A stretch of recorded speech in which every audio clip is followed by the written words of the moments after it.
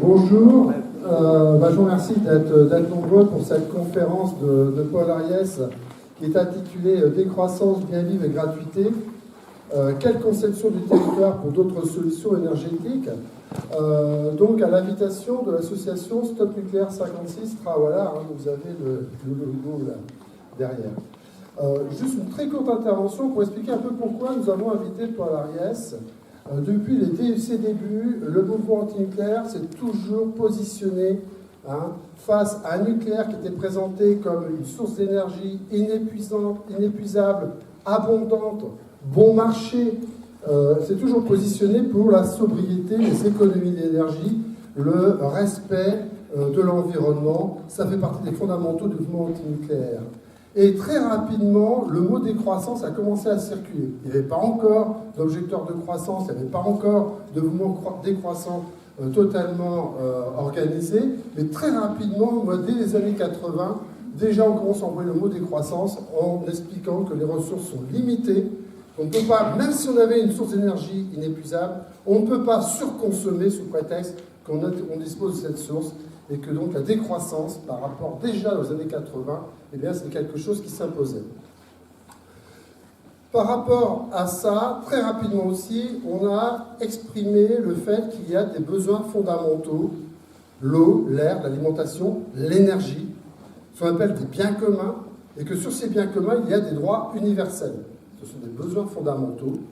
Et une des réponses, voire la réponse, eh bien, c'est que sur ces besoins fondamentaux et pour une utilisation normale, une consommation normale, eh bien, la gratuité s'impose parce que ce sont des biens communs. Gratuité, ça ne veut pas dire n'importe quoi. Ça ne veut pas dire surconsommation. Et déjà, je me rappelle, par exemple, je crois que c'est en 2006, moi j'étais à l'époque au réseau Sortir du nucléaire, on avait réalisé une facture typique à l'époque où l'électricité était gratuite jusqu'à un certain seuil de consommation qui dépendait des territoires, et au-dessus, une exponentielle. Plus on consommait, plus on devait payer cher, d'accord, pour répondre eh bien, à le fait que l'énergie est un bien commun, un bien partagé. Voilà. Donc voilà pourquoi on a voulu inviter Paul Ariès, dans un moment où il y a une crise écologique, une crise sociale, une crise économique et une crise énergétique. Dans ce contexte de crise, on a pensé que Paul Ariès pouvait apporter des réponses et animer un débat, parce que la parole doit tourner parmi vous, c'est une question qui se pose à tout le monde. Eh bien, Paul Ariès était certainement l'une des personnes qui, à notre sens, était le mieux capable de répondre à ces questions. Le CETIM, le Centre Europe Tiers-Monde, dont la devise est « Il n'y a pas un monde développé et un monde sous-développé, mais un seul monde mal développé ». J'anime aujourd'hui avec d'autres l'Observatoire international de la gratuité, et cet observatoire est avant tout un passeur, je dirais, d'expérience pour montrer ce qui fonctionne et ce qui peut parfois aussi échouer dans toutes ces expériences de gratuité du bon usage.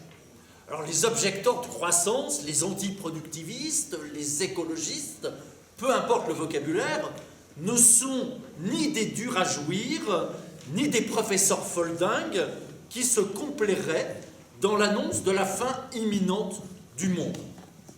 Nous disons pourtant qu'il faut en finir avec la fable du développement durable. C'est trop fort. Le développement durable... Non, il va baisser.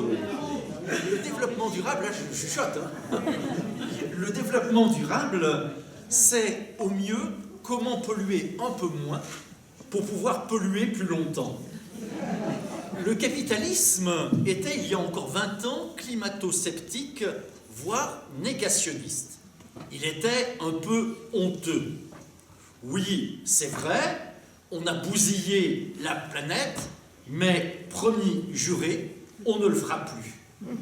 L'essentiel était pour lui de ne pas perdre la foi dans le progrès, entendez le progrès économique, mesuré par le PIB, et le progrès de la technoscience.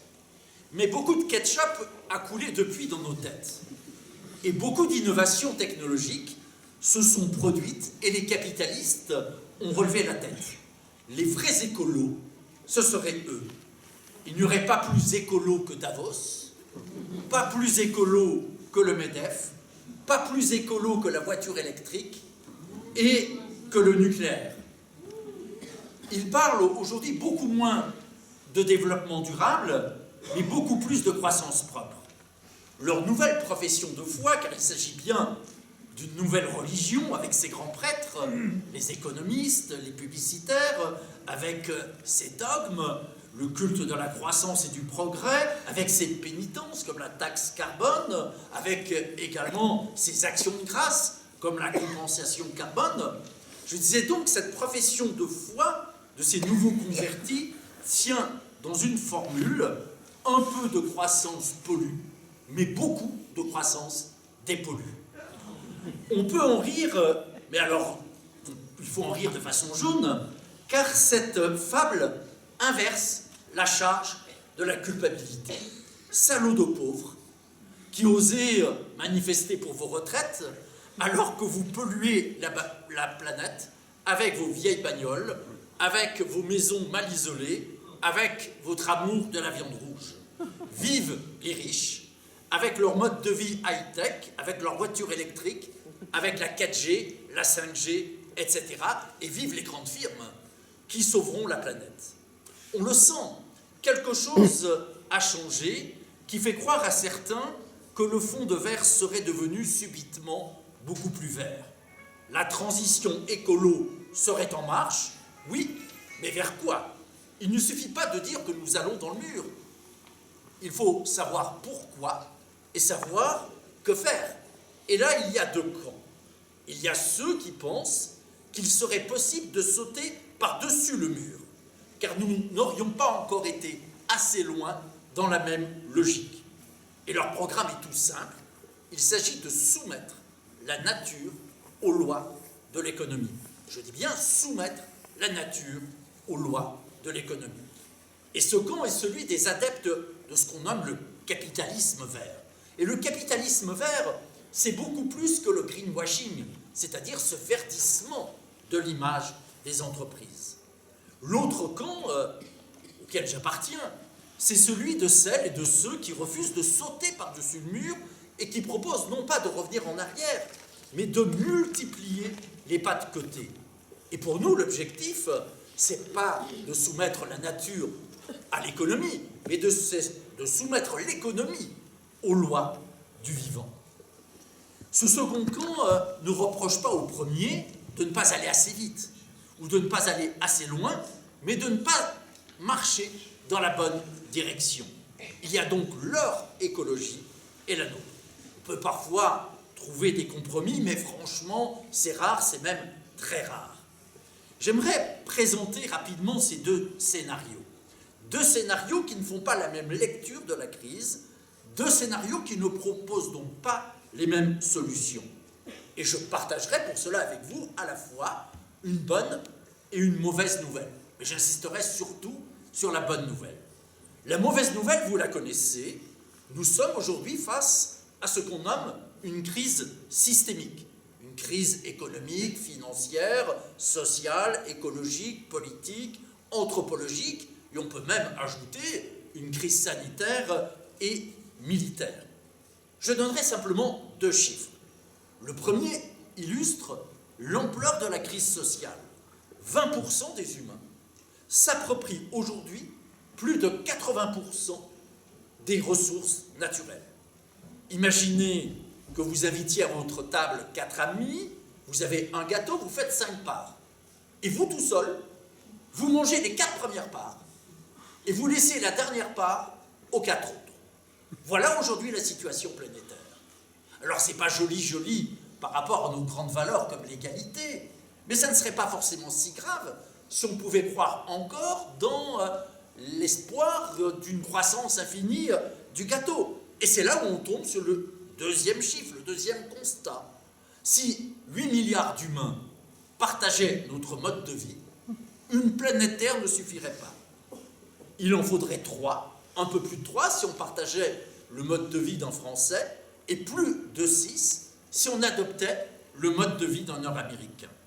Vous savez que chaque début août, nous dépassons la capacité de régénération de la planète. C'est-à-dire tout ce qui est produit, tout ce qui est consommé après début août l'est au détriment des générations futures. Alors début août, c'est une moyenne. Et comme toute moyenne, ça cache autant que ça révèle. Aux États-Unis, la date du dépassement, c'est fin février. Tout ce qui est produit et consommé après fin février l'est au détriment du futur. Et en France, c'est fin mai. Alors le capitalisme ne nie plus cette réalité. Oui, on va effectivement dans le mur, mais ils expliquent que c'est parce qu'on n'a pas eu encore assez de croissance, parce qu'on n'a pas encore assez marchandisé la nature, parce que la technoscience est en retard par rapport aux besoins du capitalisme et par rapport à ses propres possibilités. Et le capitalisme devient, en apparence, chaque jour un peu plus écolo, mais à sa façon. Il devient écolo chaque fois qu'il trouve un nouveau territoire pour valoriser le capital. Il peut même se faire collapsologue pour vendre les projets les plus loufoques, comme l'idée de colonisation de l'espace. Lorsqu'on aura bousillé notre planète, eh bien, une petite minorité des humains pourront partir vivre ailleurs. Et le capitalisme peut même se faire défenseur des animaux pour développer la fausse viande, le faux lait, les faux œufs, avec l'agriculture cellulaire, en attendant, mais c'est déjà dans les tuyaux, les faux fruits et les faux légumes. Le réchauffement climatique, ça peut permettre de vendre des tas de fausses bonnes solutions. Alors le capitalisme achète. Mais l'érosion de la biodiversité, l'acidification des océans, la dénaturation des sols, c'est beaucoup moins vendeur, alors on n'en parle pas. On oublie. La réduction de la crise écologique à la seule question du carbone est un très mauvais coup contre l'écologie, mais un très bon pour les grandes firmes capitalistes. Le capitalisme vert explique désormais qu'il faut tout faire pour décarboner l'économie. Oui, c'est vrai, sauf que le capitalisme considère qu'il faut le faire sans sortir du productivisme, sans sortir du capitalisme. Et la dictature du carbone sert à faire oublier tous les autres problèmes, mais aussi à vendre les voitures électriques et le nucléaire. Cette stratégie aujourd'hui des puissants de la planète a un nom de code. Ce nom de code, c'est ce qu'on appelle l'adaptation. L'adaptation, telle que l'entendent les puissants, ce n'est pas de faire avec le réel et ses limites, mais c'est de produire un réel sans limite dont le capitalisme a besoin et que permettraient aujourd'hui les promesses de la technoscience. Cette stratégie de l'adaptation, elle comprend deux grands volets. Premier volet, c'est d'arriver à adapter la planète. Adapter la planète, c'est tout simplement ce que propose la géo-ingénierie. C'est-à-dire qu'il s'agirait de prendre artificiellement le contrôle de la planète. Je vous cite quelques-uns des projets dans lesquels aujourd'hui on réalise des investissements considérables. Il s'agit par exemple de créer un immense bouclier entre la Terre et le Soleil, composé de dizaines de milliers de satellites, pour que ce bouclier puisse faire de l'ombre à la Terre. Il s'agit également de répandre des millions de tonnes de poussière de soufre et d'aluminium dans la stratosphère pour faire baisser la température terrestre. Il s'agit aussi de couvrir de couleur blanche une partie estimée à 6 à 8% de la planète, là aussi pour faciliter la réflexion solaire. Il s'agit d'inventer des arbres OGM, mangeurs de CO2. Il s'agit de développer ce qu'on appelle les puits de carbone. Les 2 premiers puits de carbone sont en chantier actuellement en France. Et je pourrais continuer pendant des heures à montrer effectivement quels sont véritablement les grands projets que prépare aujourd'hui la technoscience et le capitalisme. Mais il n'y a pas que la planète que l'on souhaite adapter, c'est aussi l'humanité, avec ce qu'on nomme le transhumanisme. Le transhumanisme, c'est l'idée que l'humanité telle que nous sommes, avec nos limites, avec nos faiblesses, ne serait plus à la hauteur de l'économie, ne serait plus à la hauteur du capitalisme. Et on nous annonce une mutation nécessaire dans 3 directions. Il faudrait passer de l'homo sapiens que nous sommes au cyborg, à l'homme appareillé. Et existe aujourd'hui sur le marché des équivalents techniques pour presque tous les organes humains. Là encore, ce qui est en jeu, c'est d'aller vers une humanité augmentée. Il ne s'agit pas d'augmenter toute l'humanité. Il n'y a pas très longtemps, le Courrier international titrait « Les riches deviendront-ils immortels ?» Les riches, et non pas 8 milliards d'humains. Il s'agit aussi, c'est le deuxième grand mouvement dans lequel investissent aujourd'hui beaucoup de grandes firmes, de passer de l'homo sapiens que nous sommes à ce qu'on nomme l'homme pharmaceutique. Grand consommateur de médicaments, ça a déjà bien démarré, mais également de substances d'amplification cognitive afin, je cite, d'agir sur la composition biochimique du cerveau et de pouvoir à volonté créer sensations et croyances. Le prix Nobel suédois, le grand spécialiste de la neuroscience, Sandberg, dit, je cite, « Demain matin, on pourra se donner à volonté le sentiment amoureux. » Fin de citation. Ce qui est proposé, c'est une sorte d'ingénierie de l'esprit, comme on veut créer une véritable ingénierie de la planète. Et cette stratégie d'adaptation qu'on trouve aujourd'hui dans tous les grands textes internationaux, c'est tout simplement la traduction de ce que les puissants nomment la convergence NBIC. La convergence NBIC, c'est un acronyme qui a été inventé par une commission désignée par Reagan pour célébrer le passage au XXIe siècle. Et la convergence NBIC nous dit tout simplement que ce qui va bouleverser le monde dans les prochaines décennies, ce n'est pas une nouvelle découverte scientifique majeure, mais la convergence entre 4 grands domaines, celui des nanotechnologies, celui des sciences bactériologiques, celui des sciences de l'informatique et celui des sciences cognitives. Et toute l'idéologie de cette révolution NBIC se trouve dans une citation de Kevin Warwick. Cette citation, je vous la donne, « La technologie risque de se retourner contre nous, sauf si nous fusionnons avec elle. Ceux qui décideront de rester humains et refuseront de s'améliorer auront un sérieux handicap. Ils constitueront une sous-espèce et formeront les chimpanzés du futur. » Fin de citation.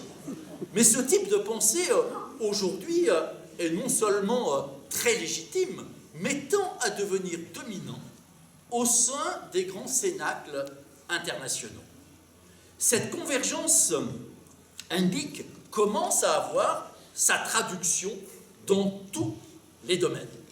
Et pour cela, je dirais que le capitalisme utilise 3 nouveaux grands dogmes. Le premier missile de cette pseudo-écologie capitaliste, c'est ce qu'on appelle le théorème de Coase, du nom d'un prix Nobel d'économie. C'est le fameux principe du pollueur-payeur. Chacun doit être libre de cultiver des OGM, d'utiliser des pesticides, avec possibilité de se retourner ensuite contre les pollueurs en cas de problème. C'est donc l'évacuation totale du politique au profit de l'économie, au profit du marché. Le pire, c'est que ce principe du pollueur-payeur dupe une partie, y compris des écologistes, aujourd'hui. Le second missile contre l'écologie politique, c'est ce qu'on appelle le modèle de Hotelling du nom d'un autre grand économiste américain. La grande solution serait d'attribuer une valeur marchande à chaque élément de la planète, ce qui permettrait de régler définitivement tous les problèmes. Autrement dit, le bonheur serait au bout de l'euro ou au bout du dollar. Troisième missile anti-écolo, c'est le fameux paradoxe de Jevons qui prédit que plus on consomme de l'énergie, ou plus on consomme de matières premières, moins on en manquerait. Tout simplement grâce au miracle de la technoscience. C'est-à-dire que la surconsommation serait une incitation au développement et à la recherche.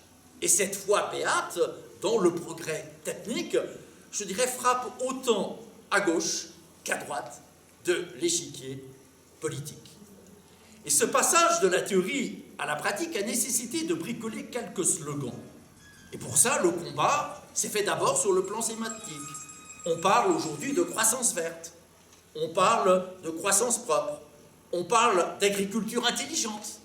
Sous-entendu, les paysans autrefois, ils étaient quand même sacrément idiots. On parle de viande propre ou de viande éthique, concernant la viande cellulaire.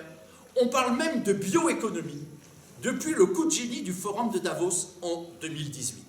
La bioéconomie, ça fait d'autant plus écolo que c'était au départ un concept majeur de Nicolas Josescu-Rogan, c'est-à-dire un des pères de la décroissance. La bioéconomie servait alors à dire qu'il n'y avait pas de croissance infinie possible dans un monde qui est fini. Aujourd'hui, la bioéconomie, telle que vous la trouvez dans les textes officiels, sert à dire exactement l'inverse. Oui, il faut en finir avec les énergies fossiles, mais on va trouver d'autres énergies pour conserver le rythme de la croissance économique, voire même pour le dépasser. Le potentiel des ressources qu'on appelle biosourcées serait illimité, pour peu qu'on accepte deux principes. Le premier principe, il s'agit de profiter tout le vivant, pour, je cite, libérer la valeur économique de la nature en l'exploitant. Et cela concerne aussi bien les fonctions génétiques, les processus métaboliques et écosystémiques, et même les grands cycles biochimiques de la planète. On dit que c'est vivant, que c'est bio parce que c'est vivant. Et on ne va pas plus loin. On ne se demande pas si c'est du vivant naturel ou si c'est du vivant fabriqué en laboratoire. Et on parle même aujourd'hui dans les textes internationaux, notamment ceux de l'Union européenne, de bioéconomie inclusive. Alors, bioéconomie inclusive, ça fait vraiment super écolo, mais en fait ça désigne aujourd'hui un projet de civilisation techno-industrielle qui se donnerait pour objectif d'instrumentaliser totalement la nature. Ce projet, c'est un projet no limites. Alors, je n'ai pas le temps de développer tous les aspects, mais je voudrais simplement parcourir avec vous rapidement quelques-uns de ces nouveaux fronts. C'est la voiture électrique et le moteur hydrogène, c'est le retour au nucléaire, c'est la civilisation du numérique, c'est l'agriculture intelligente, dite intelligente. Premier exemple que l'on peut développer, c'est celui de l'agriculture. Je commencerai par rappeler deux chiffres. L'agriculture, aujourd'hui, consomme davantage de calories qu'elle n'en apporte. Ce qui est bien sûr totalement stupide. En 1953, il fallait 1 calorie de pétrole pour pouvoir produire 4 calories alimentaires. Aujourd'hui, c'est exactement l'inverse. Il faut 4 calories de pétrole pour produire 1 calorie alimentaire. C'est pourquoi on peut parler légitimement de pétro-aliments. C'est bien sûr complètement stupide. On marche sur la tête. L'autre chiffre est paradoxalement plus optimiste. Les 20% de grandes firmes industrielles qui s'approprient aujourd'hui 3/4 des terres cultivables ne produisent qu'un quart de l'alimentation mondiale. Je répète, 3/4 des terres pour seulement un quart de l'alimentation mondiale. Voilà de quoi est capable le système productiviste. Et vous avez bien compris, si on prend le problème à l'envers, les petits paysans, avec seulement un quart des terres, fournissent 3/4 de l'alimentation mondiale. Mais bien sûr, ce n'est pas la même. Autrement dit, la résolution de la faim dans le monde est du côté du 1,5 milliard de petits paysans, du côté de l'agroécologie, de l'agriculture paysanne, et non pas du côté de la fuite en avant vers tout simplement des solutions industrielles, des solutions techno-productivistes. J'avais dit que je voulais surtout partager avec vous une bonne nouvelle, j'y viens. Je voudrais simplement noter que le terme d'anthropocène, qui a d'abord servi dans les milieux écologiques à dénoncer la capacité de l'humanité à modifier les grands cycles de la nature, est en train de se retourner. Aujourd'hui, l'idée, c'est que le système productiviste serait capable d'accoucher d'un bon anthropocène. Un bon anthropocène qui ferait le bonheur de la nature malgré elle. Après les OGM, on inventera les animaux génétiquement modifiés, par exemple pour empêcher la prédation animale, pour empêcher que le lion ne dévore la gazelle, puis ça sera au tour des humains génétiquement modifiés. Le must de cette convergence NBIC, c'est ce qu'on appelle les technologies à émissions négatives. Vous avez bien compris, ici l'idée c'est que plus vous produisez, plus vous consommez, moins vous polluez. Et c'est d'autant mieux qu'on nous dit que les technologies disponibles actuellement ne sont que le début de possibilités nouvelles. Alors déjà, voilà de quoi déculpabiliser les riches. La solution consiste à combiner la bioénergie et la capture du CO2. L'utilisation de la biomasse serait neutre, car ce qui est émis au moment de la combustion serait capté et stocké. Le GIEC a entériné cette solution. Il s'agit pourtant d'une fausse bonne solution, car les agrocarburants, par exemple, ne sont jamais neutres. Il faut tenir compte non seulement des émissions dues aux fertilisants azotés, à la mécanisation, au transport, mais également au changement dans l'affectation des terres. Il faut savoir aussi que stocker du CO2 ne va pas de soi. Il faut comprimer le carbone sous forme liquide pour l'injecter dans les profondeurs de la Terre, ce qui nécessite déjà d'utiliser 30 à 50% de l'énergie produite. Autrement dit, l'efficacité énergétique devient relativement faible.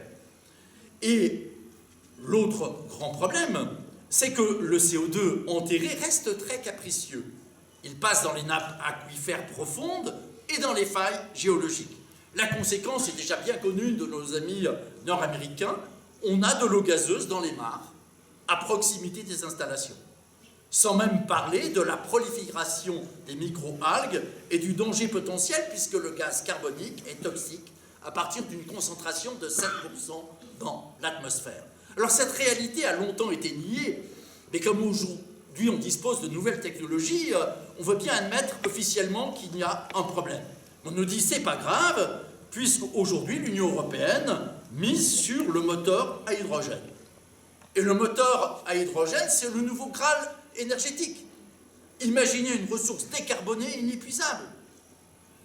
L'hydrogène est dite noire si elle est produite avec du charbon, grise si elle est produite avec du gaz, et verte si elle est produite avec des énergies renouvelables, dont le nucléaire. Puisque, coup de force, des grands lobbies, le nucléaire est devenu officiellement une énergie renouvelable. L'hydrogène est inséparable de la pile à combustion. Les piles à combustion transforment l'hydrogène en électricité avec un rendement bien supérieur à ceux de moteurs à essence, 60% contre 40%. Mais il y a un mais. L'hydrogène n'existe pas à l'état libre dans la nature. Il faut la produire. Et c'est là que ça coince. Car il faut pour cela beaucoup d'énergie. Mais vraiment beaucoup, beaucoup. Si on utilise du méthane, on dégage du gaz carbonique. Il faut dépenser 5 kWh pour obtenir 1,8 kWh d'électricité. Autrement dit, c'est pas vraiment efficace. Si on part de l'eau, il faut là aussi 5 kWh pour produire 1,7 kWh. Et à partir du pétrole, il faut 8 kWh pour obtenir simplement 1 m3 d'hydrogène. Si on part des énergies renouvelables, cela pose le problème de l'intermittence et de la dispersion des sources. Autrement dit, il ne reste, si on veut aller dans cette logique, que le nucléaire. D'où, en France, le retour du mot d'ordre du nucléaire à droite et dans une partie de la gauche. Examinons cependant les chiffres. Il y a dans le monde aujourd'hui 443 réacteurs nucléaires. On a connu 3 incidents majeurs. Cela donne un taux de risque de 0,006. Autrement dit, pas grand-chose. Mais on peut comparer avec l'aviation. On a aujourd'hui 200 000 avions de ligne. Le même taux de risque donnerait 120 crashs par an. Autrement dit, un crash tous les 3 jours. Si l'aviation était aussi dangereuse que le nucléaire, ça fait longtemps que plus un seul avion ne décollerait. Allons plus loin. Une centrale procure au mieux de l'énergie pour 2 générations. Mais le risque court sur 40 000 générations. 50 ans d'électricité pour des milliers d'années de gestion des déchets dont on ne sait pas quoi faire. Nos adversaires ont longtemps minimisé les risques, mais maintenant ils disent « oui, c'est vrai, ça peut être dangereux, mais c'est pas grave puisqu'on a l'ITER ». Le fameux projet de fusion thermonucléaire, déjà abandonné par le Japon et les États-Unis, qui n'y croient plus. Le principe d'ITER, c'est la fusion de 2 atomes, ce qui donne de l'hélium et des neutrons de très grande énergie, qu'on peut capter et transformer en chaleur. Le problème, car là encore, il y a un problème, c'est que les neutrons sont tellement puissants qu'ils usent très rapidement le réacteur. D'où la nécessité de changer 1/5 des installations tous les ans. D'où la multiplication des déchets radioactifs et donc nécessairement de la radioactivité. Deuxième danger, c'est la prolifération du tritium, qui est un composant des bombes atomiques. Quelques grammes suffisent. Et troisième problème, c'est tout simplement la question de la temporalité. Le nucléaire, quoi qu'on en pense, quel qu'il soit, est incapable de produire tout de suite l'énergie dont nous avons besoin avant l'emballement climatique. La seule alternative au pétrole, c'est le scénario négawatt. La meilleure énergie, c'est celle qu'on ne produit pas. Alors je pourrais continuer pendant des heures à égrener comme ça les fausses solutions des puissants, mais j'avais dit que je voulais surtout partager avec vous une bonne nouvelle. Ma bonne nouvelle, elle a à la fois un fondement économique et un fondement idéologique. Son fondement économique, tout d'abord. La planète est déjà bien assez riche pour permettre à 8 milliards d'humains de vivre bien. Et ce n'est pas simplement moi et quelques autres écolos qui le soutiennent, c'est l'ONU. L'ONU ne cesse d'affirmer qu'il suffirait de mobiliser 30 milliards de dollars par an pendant 25 ans pour régler le problème de la faim dans le monde. 30 milliards de dollars pendant 25 ans et plus personne ne crève de faim. L'ONU d'ailleurs ajoute que si on mobilisait toujours pendant 25 ans 70 milliards de dollars par an, on réglerait le problème de la grande pauvreté. Alors rassurez-vous ou inquiétez-vous, ces 30 ou 70 milliards, on ne les trouve pas. Mais le budget officiel de l'armement, avant même l'explosion des dépenses militaires depuis 1 an, le budget officiel, 1600 milliards de dollars. Le marché publicitaire mondial, 830 milliards de dollars. Ce que les spécialistes appellent le produit international criminel, l'argent sale. 1000 milliards de dollars. 10 à 15% de l'économie mondiale. Il y a un chiffre qui est peut-être encore plus parlant. Le seul gaspillage alimentaire nord-américain, États-Unis et Canada. Le seul gaspillage alimentaire nord-américain, 100 milliards de dollars par an. 3 fois ce qui serait nécessaire pour régler le problème de la faim dans le monde. On le voit, ce n'est pas un problème de moyens, ce n'est pas un problème de croissance économique, qu'elle soit bleue avec la droite, rose, rouge ou même verte. Le problème, c'est un choix de société. Qu'est-ce qu'on produit pour satisfaire quels besoins et qui décide? C'est-à-dire, quelle logique démocratique? Ma bonne nouvelle, elle a aussi un fondement idéologique. Je suis très à l'écoute de tous ces nouveaux gros mots qui apparaissent à l'échelle mondiale pour dire les nouveaux chemins de l'émancipation. En Amérique du Sud, on parle du buen vivir, du bien vivre. Et Alberto Acosta, l'un des pères de ce mouvement du bien vivre, nous le dit, le bien vivre, ce n'est pas le bien-être, au sens de la société occidentale. Le bien vivre, c'est le fait d'inventer d'autres relations aux autres, à soi-même, à la nature, aux animaux. Autre de ces nouveaux grands mots qui apparaissent aujourd'hui à l'échelle mondiale, l'anti-extractivisme. L'anti-extractivisme, est né d'abord au Brésil, dans la mouvance des paysans sans terre, qui refusaient le développement de nouveaux grands barrages hydrauliques. Ils n'étaient pas par principe contre la construction de barrages, mais ils disaient de l'énergie, pour qui, pour faire quoi? Ils concluaient de l'énergie, il y en a déjà suffisamment pour satisfaire les besoins de monsieur et madame tout le monde. Ceux qui ont besoin de toujours plus d'énergie, c'est la petite minorité friquée et c'est les grandes firmes internationales. L'anti-extractivisme a concerné d'abord ce refus de la fuite en avant vers des grands barrages hydrauliques, puis a servi aussi à dénoncer le régime de la monoculture agricole, mais également industrielle.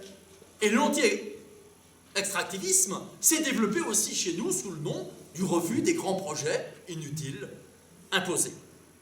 La décroissance fait partie également de ces nouveaux gros mots qui apparaissent aujourd'hui à l'échelle internationale. La décroissance, ce n'est pas un concept scientifique, pas plus ou pas moins d'ailleurs que le développement durable. Le vrai concept scientifique, comme le dit mon ami Serge Latouche, c'est la croissance, comme on dit athéisme, c'est-à-dire le fait de chercher les solutions aux problèmes collectifs en dehors du mythe de la croissance. La croissance, on sait ce que c'est, mais la décroissance est parfois plus difficile à définir. C'est peut-être pour cela qu'il faut commencer à dire ce qu'elle n'est pas. La décroissance, ce n'est pas l'austérité. Ce n'est pas faire la même chose en moins. C'est pas d'appeler les gens à se serrer la ceinture un peu, beaucoup, passionnément ou à la folie. La décroissance vise en fait à marier un certain nombre de mots obus, l'anticapitalisme, l'antiproductivisme, avec ce que j'ai envie d'appeler des mots chantiers. La relocalisation contre la globalisation, le ralentissement contre l'accélération, la dénaturation du temps, le retour de l'idée coopérative contre l'esprit de concurrence, mais également la gratuité contre la marchandisation du monde. Alors, je pourrais développer chacun de ces thèmes, la relocalisation, le ralentissement, le retour de l'idée coopérative, mais je vais en rester au problème de la gratuité. Alors, évacuons déjà un vrai faux problème. Quand on parle de gratuité d'un certain nombre de services publics, on parle toujours d'une gratuité construite, économiquement, socialement, juridiquement. La gratuité, ce n'est pas le produit débarrassé du coût, mais du prix. L'école publique est gratuite, mais elle est payée par nos impôts. C'est à nous de décider ce qui doit être gratuit, ce qui doit être payant, et d'organiser la société pour que cela soit possible. Le grand enjeu pour moi, c'est de multiplier les îlots de gratuité, en espérant que ces îlots deviennent, à moyen terme, des archipels de gratuité, et ensuite de véritables continents de gratuité. Et peu importe par quoi on commence, l'eau ou l'énergie élémentaire, les transports en commun, les services culturels ou funéraires, les cantines scolaires, voire les protections périodiques. L'essentiel, c'est d'engager ce mouvement. Et j'ai proposé avec l'Observatoire international de la gratuité une sorte de grammaire de la gratuité structurée autour de 3 règles. Première règle, c'est qu'il n'existe pas de choses par essence gratuites et d'autres par nature payantes. Ça, c'est un débat que j'ai eu assez longtemps avec Danielle Mitterrand lorsqu'elle dirigeait la Fondation France Liberté qui militait pour la gratuité de l'eau vitale. Alors moi, je préfère parler d'eau élémentaire, mais le problème est ailleurs. La gratuité de l'eau vitale ou élémentaire, c'est essentiel et il faut l'organiser. Mais j'ajouterais que la gratuité n'est pas cassable, c'est tout aussi important. La pire des choses, ça serait de considérer que la gratuité devrait être une roue de secours pour le système. Une roue de secours pour ceux qui n'arrivent pas à être intégrés, pour les naufragés. Non, la gratuité, c'est une autre conception de la société. Deuxième règle, c'est si chaque domaine de l'existence peut être gratuite, tout n'a pas vocation à être gratuit dans chacun de ces domaines. Et pas d'abord par réalisme économique, mais parce que le passage à la gratuité doit être mis au service de nouveaux projets de civilisation. Et c'est la raison pour laquelle nous avons avancé un nouveau paradigme qui est la gratuité du bon usage face au renchérissement et parfois à l'interdiction du mésusage. Gratuité du bon usage, renchérissement du mésusage, ça peut sembler compliqué, en fait c'est très simple. Pourquoi est-ce qu'on paye son eau le même prix pour faire sa vaisselle et pour remplir sa piscine privée? Ce qui vaut pour l'eau devrait valoir pour l'ensemble des biens communs. Et je peux vous assurer, pour avoir animé depuis presque 20 ans une centaine de réunions sur la question de la gratuité, par exemple, de l'eau, que les gens font spontanément très bien la différence entre ce qui est un usage normal et ce qui est une surconsommation. Donc il faut miser sur l'intelligence collective. Troisième règle, c'est qu'il ne s'agit sûrement pas de rendre gratuit ce qui existe, mais d'utiliser le passage à la gratuité pour repenser la production et les services. Je vais prendre un exemple qui m'est cher, celui des cantines scolaires. Je suis pour le retour en régie municipale, je suis pour la gratuité des cantines, mais il ne s'agit pas de rendre gratuite la malbouffe. Il s'agit d'utiliser le passage à la gratuité pour aller vers une relocalisation de l'alimentation, une ressaisonnalisation, pour aller vers une alimentation moins gourmande en eau, moins carnée et carnée autrement. Dire une viande ou des fromages issus de l'agriculture paysanne et non pas de l'industrie. Il s'agit aussi d'aller vers une cantine gratuite, mais servie à table. Parce que manger, ce n'est pas simplement une affaire de nutriments. Manger est un langage, et c'est avant tout un partage. Alors je voudrais parcourir rapidement quelques-uns de ces chantiers de la gratuité. Je commencerai par la question de l'eau, puisque le combat pour défendre l'accès à l'eau potable est un des grands enjeux planétaires, et que c'est autour de la question de l'eau que la question des biens communs a été reposée, notamment en Amérique du Sud, en Asie et en Afrique. J'ajouterais d'ailleurs que la question de la gratuité, c'est pas une lubie de gosses de riches. Les premiers à l'avoir posée, ce sont les plus pauvres. Les premiers à l'avoir posée, c'est ceux qui bénéficient encore de véritables cultures populaires. L'eau n'est devenue payante qu'au XXe siècle, et depuis, on ne garantit plus le droit à l'eau. 2,6 milliards d'humains n'ont pas accès à l'eau potable et à l'assainissement de base. 50 millions sont victimes chaque année de maladies véhiculées par l'eau. 4 millions en décèdent.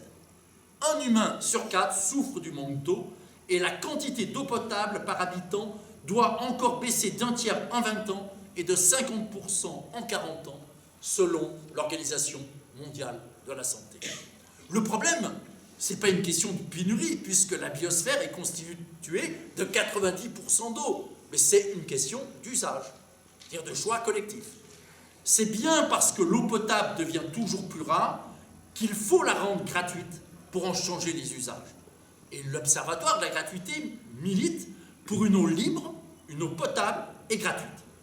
La bonne nouvelle, parce qu'il y a quand même beaucoup de bonnes nouvelles, c'est que, d'après l'ONU, 1% seulement du budget mondial de l'armement suffirait à financer les infrastructures nécessaires pour garantir l'accès à l'eau potable à tous les humains. Alors on parle d'eau libre, pourquoi? Car 60% des communes ont choisi de confier la production et la distribution de l'eau à 3 grands groupes. Veolia, Suez, SOR. Il est évident qu'il faut faire le choix inverse et de développer ce qu'on nomme cette eau libre. L'eau gérée par le privé est en moyenne 27% plus chère que l'eau gérée en régie publique, et jusqu'à 44% si c'est une gestion directement communale. Cette eau libre, nous la voulons aussi potable. 80% des fleuves sont aujourd'hui pollués, 60% des nappes phréatiques. Et cette eau libre et potable, nous la souhaitons gratuite. Et la gratuité, c'est bien une condition pour avancer vers l'eau libre et potable. Mais de quelle gratuité parlons-nous? Alors déjà, il s'agit d'une gratuité pour la seule résidence principale. et non pas pour les résidences secondaires. Il s'agit d'une gratuité qui concerne l'abonnement et un certain volume d'eau. Alors quel volume d'eau? Le programme des Nations Unies estime la dose de survie à 20 litres par jour, par personne. L'OMS parle de 40 à 50 litres. L'Académie de l'eau estime 100 litres par jour pour une personne, 150 pour deux, 180 pour trois. Quand on regarde la centaine de villes qui, en France, ont mis en place ce système de gratuité de l'eau élémentaire, généralement, ce qui est retenu, c'est 30 mètres cubes d'eau gratuite par an et par personne. Puis, un tarif dit responsable au-delà, c'est-à-dire jusqu'à 120 mètres cubes, puis un troisième tarif au-delà. Je prends 2-3 exemples. La ville de Roquemer, à côté de Marseille. 30 mètres cubes d'eau pour 1 euro. Alors pourquoi pour 1 euro? C'est parce que depuis une loi de 2011, il est en principe interdit de distribuer gratuitement de l'eau. Donc des villes choisissent de jouer avec la loi et de facturer simplement 1 euro pour la consommation annuelle. D'autres villes choisissent la désobéissance et disent si les préfets veulent nous inculper, c'est parfait, on profitera de ce procès pour faire le procès du système. La ville de Libourne, gratuité des 15 premiers mètres cubes, et ensuite on passe effectivement à un coût supérieur. Ce qui est intéressant dans toutes les villes qui pratiquent cette gratuité, c'est qu'on a constaté à chaque fois que la consommation d'eau baisse. Alors pourquoi? Non pas parce que les gens deviendraient subitement vertueux, mais pour 2 raisons. Sans doute déjà parce qu'ils font plus attention pour ne pas accéder aux tranches surfacturées. Mais aussi parce que les villes qui instaurent la gratuité vont développer en même temps des politiques municipales. Et on va inciter les gens à faire attention. On va embaucher du personnel municipal dédié, expliquant aux gens de quelle façon changer des joints pour éviter les pertes. Il faut savoir que le gaspillage de l'eau est considérable en France. En moyenne, en France, ce sont les chiffres officiels, on gaspille 37% de l'eau dans les canalisations. Les grandes firmes s'en moquent, puisque de toute façon, c'est l'usager final qui paye. J'étais il n'y a pas très longtemps à Chambéry pour une réunion publique sur la question de la gratuité de l'eau.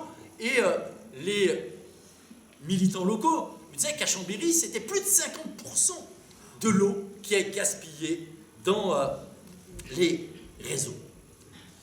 Donc, la gratuité de l'eau vitale, non seulement c'est possible, mais ça permet de réaliser des économies. Et je disais que quand il s'agit de rendre gratuit quelque chose, il ne s'agit pas de rendre gratuit ce qui existe. Ça veut dire qu'il va falloir repenser la production de l'eau. Aller vers une production toujours plus locale de l'eau. Il faut aussi, par exemple, se poser la question du recyclage des eaux grises. En France, il y a un principe juridique qu'il va falloir remettre en cause, c'est le principe qui veut que l'eau ne puisse servir qu'une seule fois. Ce qui fait que l'on mélange l'eau des toilettes avec les autres eaux grises. Il faut s'inspirer de ce qui existe dans d'autres pays où on a 2 réseaux de récupération. Un pour les eaux grises normales et l'autre pour l'eau des toilettes. Et l'eau des toilettes, elle a un avantage, c'est qu'elle peut être ensuite utilisée, recyclée, traitée pour être utilisée en agriculture. Autrement dit, nous ne sommes pas démunis pour avancer dans ce domaine-là. L'Irlande a voté récemment le retour à la gratuité de l'eau suite à une manifestation monstre à Dublin. Et vous avez de nombreuses villes en France qui ont inscrit à leur programme l'objectif d'avancer dans ce sens. Je vous donne un exemple parmi d'autres. 13 communes de la métropole de Montpellier viennent de décider d'accorder 50 litres d'eau gratuite par jour et par personne au domicile principal. Alors les villes, pour l'instant, bricolent sur le plan financier, et je vous l'ai dit, comme ça la permet généralement de réduire les gaspillages, finalement, c'est tout à fait possible. Par ailleurs, la gratuité de l'eau, s'autofinance, puisqu'on va surtaxer les consommations excédentaires. Mais on pourrait très bien imaginer aussi, au niveau national de créer une taxe sur l'eau en bouteille. Puisque l'eau en bouteille représente aujourd'hui une gabegie sur le plan écologique et souvent même sur le plan sanitaire. Deuxième chantier important, c'est la question de la gratuité des cantines scolaires, voire à terme d'entreprises. Le droit à l'alimentation est reconnu internationalement. Et quand on parle d'un droit à l'alimentation, il ne s'agit pas simplement d'un droit d'être nourri, mais de recevoir une alimentation équilibrée, suffisante, de qualité, choisie en fonction de sa culture et du patrimoine naturel. Autrement dit, la gratuité des cantines, ce n'est pas une vision misérabiliste. Ce n'est pas simplement apporter du nutriment. C'est véritablement garantir à chacun la possibilité d'accéder à une alimentation saine, juste et bonne, comme le dit le mouvement Slow Food. Ce droit essentiel à l'alimentation est violé en raison du tragique échec du système marchand. 1 humain sur 7 a faim aujourd'hui. En France, la population critique est estimée entre 3,7 millions et 7,1 millions. Les familles les plus précaires disposent de 2,6 € par jour et par personne, alors que le seuil, avant même la période d'inflation actuelle, était à 3,5. Les étudiants comptent parmi les premières victimes. Un étudiant sur 5 ne mange jamais de viande, je parle en dehors effectivement du choix qui peut être de ne pas en manger. 20% sautent régulièrement des repas. Et la malnutrition touche de plus en plus les tout-petits. Beaucoup de familles passent beaucoup trop vite au lait de vache, d'où des problèmes d'allergie, d'eczéma, d'anémie, que paiera la sécurité sociale beaucoup plus tard. La grande chance de la France, aussi d'autres pays comme la Belgique, c'est l'importance de la restauration sociale. La restauration sociale, scolaire, d'entreprise, hospitalière, c'est plus d'un repas consommé sur 2 à l'extérieur. Si au lieu de considérer que la restauration sociale, que les cantines étaient une sorte de sous-produit, on en faisait un véritable levier pour pouvoir réussir la transition écologique, eh bien on serait déjà beaucoup plus avancé. Et cette gratuité de la restauration scolaire, elle est d'autant plus nécessaire qu'on sait qu'aujourd'hui, l'accès à la cantine est bien victime d'une inégalité sociale radicale. La population moyenne des enfants fréquente les cantines scolaires. 20% des enfants ne fréquentent pas les cantines scolaires, de manière générale. Mais 40% des enfants issus des milieux défavorisés. Alors que c'est seulement 17% des enfants issus des catégories sociales supérieures. Et dans les zones classées REP, c'est 60% des enfants qui ne mangent pas à la cantine. Les repas des cantines sont beaucoup plus équilibrés que les repas familiaux. 56% ont au moins 6 composants alimentaires, contre 26% dans le cadre familial. Donc la gratuité des cantines, c'est une nécessité à la fois diététique, sociale, écologique et culturelle. Vous avez un certain nombre de pays qui ont adopté ce principe de la gratuité. Vous prenez par exemple la Finlande, la Suède. La Suède, depuis maintenant 30 ans, tous les enfants d'âge scolaire mangent gratuitement durant toute la durée de leur scolarité. Avec un taux de fréquentation bien sûr beaucoup plus important que chez nous, avec un taux de satisfaction plus élevé, mais également avec un effet important sur le type d'agriculture que l'on souhaite pouvoir modifier. Autre chantier pour aller vite, celui de la gratuité des services culturels. Malraux disait que la culture serait un jour gratuite, comme l'est l'éducation. Il faut savoir que les bibliothèques ont d'abord été toutes gratuites au XIXe siècle, et que le passage à l'abonnement payant a été, dans les années 30, d'abord une forme de racisme social. Je vous cite M. Eugène Morel, directeur du livre. Dans les années 30, il disait « La taxe de lecture permet d'éliminer le public indésirable ». Fin de citation. Au moins les choses étaient claires. La majorité des bibliothèques sont cependant restées gratuites jusqu'au début des années 80. Et le prétexte pour rendre les médiathèques payantes, c'était tout simplement lorsqu'on a commencé à développer de nouveaux supports, non plus seulement les livres, mais les DVD et les CD. Il reste cependant 20% de bibliothèques gratuites sur les 3600 bibliothèques en France. À noter que la gratuité des médiathèques reste la règle dans tous les pays anglo-saxons. La gratuité des bibliothèques a toujours un bilan positif. Augmentation des abonnés, et ça c'est attendu, hein, et notamment au sein des quartiers populaires et auprès des jeunes. Augmentation de la fréquentation, pas plus de dégradation, pas plus de vols, une meilleure ambiance. Mais surtout, et ça a été la grande surprise, chaque fois qu'on passe d'une bibliothèque payante à une bibliothèque gratuite, ce que l'on constate, c'est une diminution du nombre d'emprunts par abonné. Alors pourquoi ça?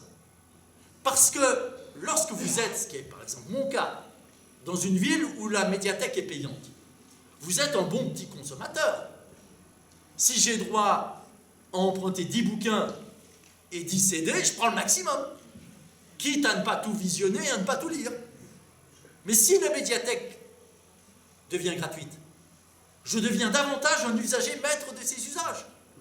Et je me contente d'emprunter ce qui est utile à mes besoins. Et ça, c'est, je dirais, une bonne nouvelle.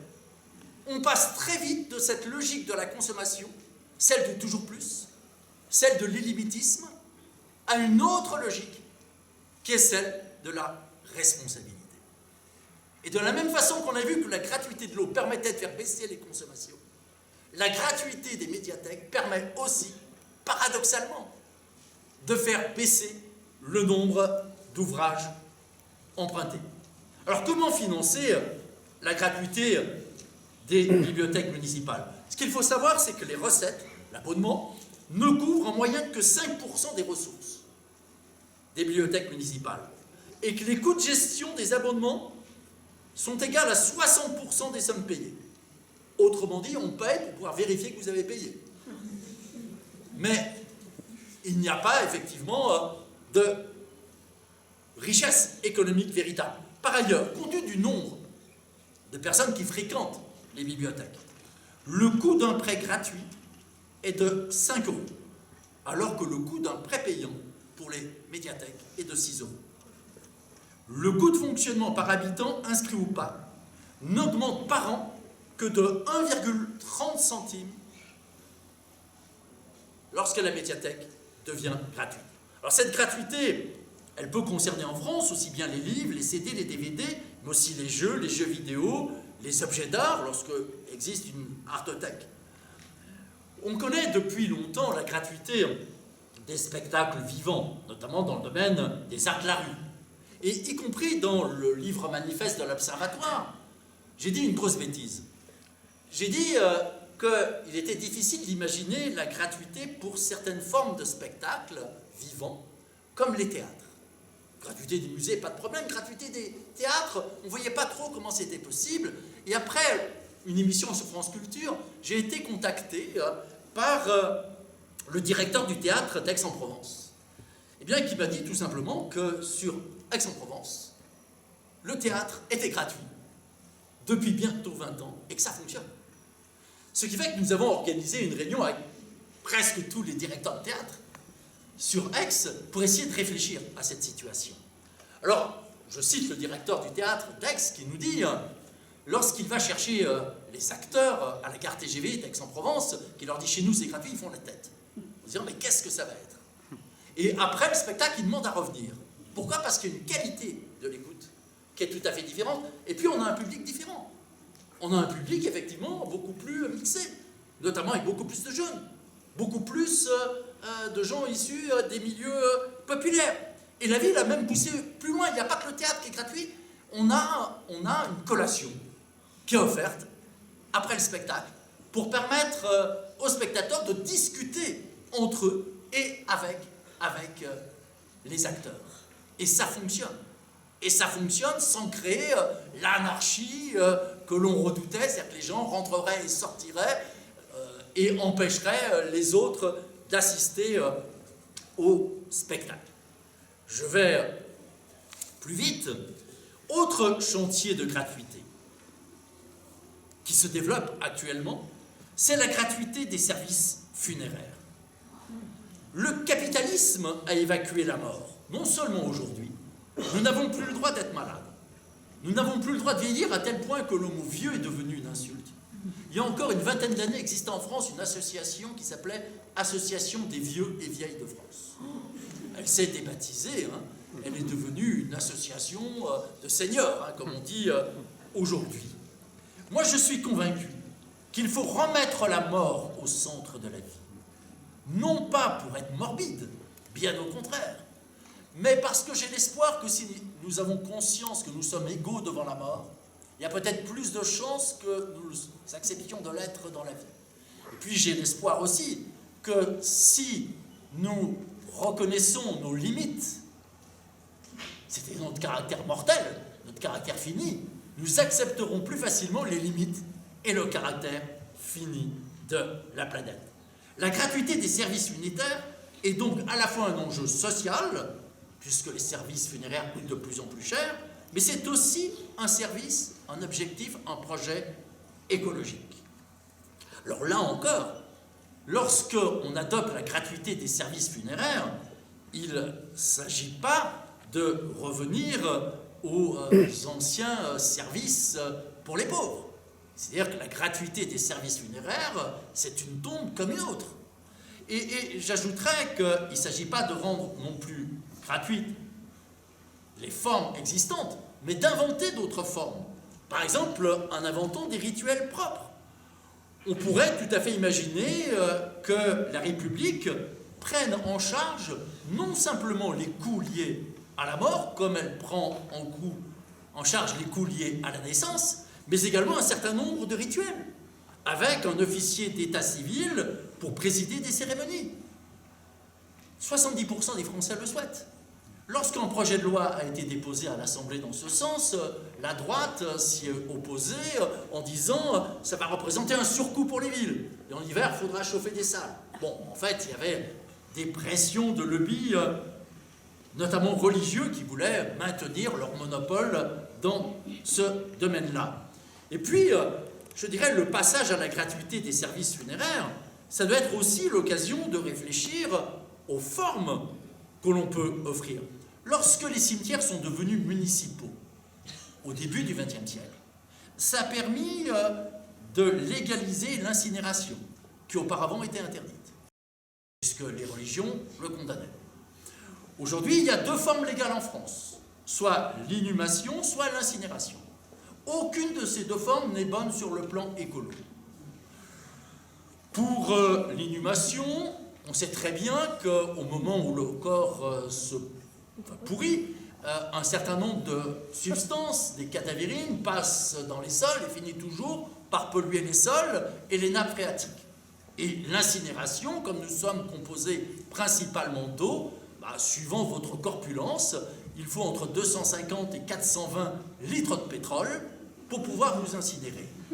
D'où, dans plusieurs pays, dont la Belgique, une alternative qui se développe, qui est le compostage des corps. C'est-à-dire qu'on place le corps dans des copeaux savamment calculés et le corps est rendu à la nature en 1 an. En Suède, on a développé une autre solution, je ne suis pas certain que culturellement ça passerait en France. On plonge les corps dans de l'azote liquide, on les place sur une table vibrante et ça réduit instantanément en petites particules. La question de la légalisation a été posée à l'Assemblée et la réponse a été de dire c'est pour l'instant pas possible parce que ça poserait la question de la propriété des petites particules. Je ne dis pas qu'il faut forcément adopter ça. Ce que je veux vous montrer, c'est que dans ce domaine-là aussi, le passage à la gratuité, ça doit nous permettre de réfléchir à la façon dont nous voulons être traités lorsque nous serons morts. Autre forme de gratuité qui se développe, j'irai beaucoup plus vite, c'est la gratuité des transports en commun. Nous avons aujourd'hui plus d'une quarantaine de villes qui, en France, développent cette gratuité des transports en commun. Pendant longtemps, on a dit que c'est réservé aux villes petites et moyennes, en oubliant que plusieurs capitales à l'échelle internationale, comme Vilnius, en Estonie, ont adopté le principe de la gratuité. Alors cette gratuité des transports en commun, en réalité, revient beaucoup moins cher que le système actuel. Pourquoi? Parce que déjà, il faut savoir que l'usager est très loin aujourd'hui de payer le transport à son coût réel. Et puis, par ailleurs, quand on compare le coût de ce que représenterait la gratuité avec le coût des embouteillages et avec le coût de la pollution et les conséquences en matière de santé et d'alimentation, eh bien, toutes les études montrent que le passage à la gratuité serait beaucoup plus économique que le maintien du système marchand.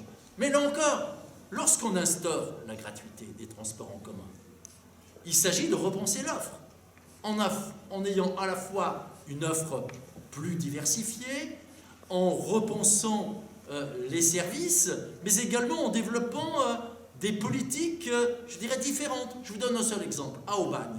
Lorsqu'avait été adoptée la gratuité des transports en commun, la ville avait développé la politique du bonjour systématique. C'est-à-dire que le chauffeur de bus, qui n'avait plus à vendre de tickets ou à vérifier les abonnements, devait systématiquement dire bonjour à tout usager qui pénétrait dans le bus. Les premiers à avoir répondu systématiquement, c'est les ados. Les personnes âgées, ça a été un peu plus long. Et ce que me confiait il y a quelques années la mairesse d'Aubagne, c'est que depuis qu'on avait développé la gratuité des transports en commun à Aubagne, on avait vu tout simplement le droit à la mobilité garantie, puisqu'on voyait par exemple le mercredi après-midi des jeunes se mettre en arrêt de bus et prendre le premier bus qui passait pour aller se balader. On voyait le samedi matin sur le marché de la place centrale des familles issues des quartiers populaires qu'on ne voyait pas habituellement. Et cette gratuité à Aubagne avait été effectivement, je dirais, non pas honteuse comme on voudrait parfois qu'elle soit, mais revendiquée, affichée. Et on avait peint en gros sur tous les bus, liberté, égalité, gratuité. Alors comment avait-on financé à Aubagne? Je dirais qu'à Aubagne, on avait financé en doublant la taxe, le versement transport que payent les entreprises. Sur Dunkerque, lorsque la ville de Dunkerque a adopté la gratuité, ils ont fait un autre choix. Ils ont renoncé à réaliser un grand projet inutile imposé qui était une méga salle de spectacle en disant on a déjà suffisamment de salles de spectacle. Et cette gratuité des transports en commun fonctionne, et je dirais fonctionne très bien, avec effectivement systématiquement une hausse de la fréquentation, donc une baisse de l'utilisation de la voiture. C'est-à-dire que c'est le début de la sortie de la civilisation du tout-voiture. Un pays, le Luxembourg, qui est pourtant loin d'être une nation gauchiste, a adopté la gratuité des transports en commun, tout simplement par réalisme économique. Autre domaine dans lequel la gratuité pourrait se développer, c'est la gratuité du logement social. La France, comme de nombreux pays, est malade du mal-logement. C'est-à-dire, à la fois, il y a l'échec du secteur marchand et un secteur social en faillite. Des députés ont proposé la création d'un véritable service public de logement. Le principe est simple, c'est la mise en place d'un compte d'usufruit permettant à un usager cotisant d'habiter gratuitement ce logement lorsque les sommes versées atteignent le coût de construction du logement. C'est-à-dire qu'aujourd'hui, vous avez la situation présente. Quand vous êtes propriétaire de votre logement, eh bien, au bout d'un certain nombre d'années que vous avez remboursé, vous ne payez plus. Lorsque vous êtes locataire, vous payerez à vie. Et finalement, vous payerez plus cher que le propriétaire. Donc, on pourrait tout à fait imaginer, sur le modèle, là aussi, de ce qui existe dans plusieurs pays, ces comptes, tout simplement, d'usagers cotisants. Et il faudrait pour cela inventer une autre politique en matière de foncier. Le terrain représente aujourd'hui 15% du coût du logement neuf, en moyenne, et beaucoup plus dans les grandes villes, ce qui est beaucoup trop. Dernier domaine que je voudrais développer, mais il y en aurait beaucoup d'autres, c'est la question de la gratuité de l'énergie élémentaire. Cette question de la gratuité de l'énergie a été reposée récemment avec les actions de la CGT Robin des Bois, choisissant dans le cadre du conflit social sur les retraites d'assurer la gratuité à des hôpitaux, des lycées, des HLM, des petits commerces et artisans, des boulangers. Cette gratuité de l'énergie alimentaire, c'est bien sûr une réponse, un bout de la réponse, à la faillite du système actuel. Le système industriel capitaliste est basé sur l'accès à une énergie abondante et bon marché. Mais comment sortir de cette spirale infernale qui dévaste la planète sans garantir pour autant le droit à l'énergie pour tous? La seule solution, c'est de changer de paradigme énergétique. Et c'est possible si nous modifions nos modes de production et de consommation et si nous optons pour une autre conception du territoire. Et on ne pourra changer de paradigme énergétique que si on accepte l'idée que les choix technologiques sont aussi toujours des choix politiques, des choix de société. Les pas de côté en matière énergétique sont beaucoup plus compliqués en France que dans d'autres pays, car nous héritons d'un système hyper centralisé. Je me souviens que dans ma jeunesse, on dénonçait déjà EDF comme un véritable État dans l'État. La loi qui a institué EDF à la Libération a certes nationalisé un certain nombre d'entreprises publiques, mais elle a surtout sacrifié les régies municipales locales de production d'énergie électrique. Ce fut la fin de l'âge d'or des services publics locaux en matière d'énergie. J'y reviendrai car c'est de là dont il faut partir si l'on veut effectivement miser sur le potentiel énergétique des différents bassins de vie. Le capitalisme a fait le choix d'un système hyper centralisé, d'où l'éloignement des lieux de production et de consommation, d'où un gaspillage estimé officiellement en moyenne à plus de 30%. C'est-à-dire plus vous avez une grande distance entre les lieux de production et de consommation, forcément, plus vous avez de gaspillage. La technologie nucléaire pousse à la centralisation comme l'énergie pétrolière, mais elle impose en plus un niveau de contrôle et de surveillance sans égal. C'est ce que dénonçait aussi dans ma jeunesse un vieux slogan « Société nucléaire, société policière ». Il ne s'agit donc pas seulement de réduire notre consommation d'énergie, mais de choisir un mix conforme au type de société que nous souhaitons construire. Comment partager le rêve d'une société partageuse et garantir le maximum d'autonomie, au sens que Castoriadis donnait à ce terme, c'est-à-dire le refus de l'hétéronomie, c'est-à-dire tout ce qui nous échappe, tout ce qui nous surplombe, tout ce qui s'impose à nous. Un mix énergétique sans nucléaire serait possible en France selon 2 rapports de l'ADEME. Le premier rapport de 2015 et un deuxième rapport de 2017. Et on peut avoir 100% d'énergie renouvelable sans nucléaire en 2050 en misant sur la sobriété et l'efficacité énergétique. L'application à l'énergie du paradigme de la gratuité du bon usage et du renchérissement, voire de l'interdiction du mésusage, va dans ce sens. L'urgence serait à construire un bouclier énergétique avec la gratuité des abonnements et d'un certain volume de consommation à définir selon la taille de la famille, mais également selon les contraintes climatiques. On a besoin davantage d'énergie en milieu rural qu'en milieu urbain, et dans les zones de montagne que dans les plaines. Et nous pouvons, là encore, nous inspirer de ce qui existe à l'étranger. Je donnerai un exemple paradoxal. Aux États-Unis, la Californie. La Californie a mis en place un dispositif permettant d'adapter le volume de base selon la zone climatique, selon la saison, selon la source d'énergie et selon des besoins spécifiques. Par exemple, si vous avez des appareils médicaux, eh bien vous aurez droit davantage à ce service de base. L'idée, c'est donc d'avancer vers une gratuité de cette énergie élémentaire. Mais là encore, pour avancer vers cette gratuité de l'énergie élémentaire, il va falloir repenser le système centralisé.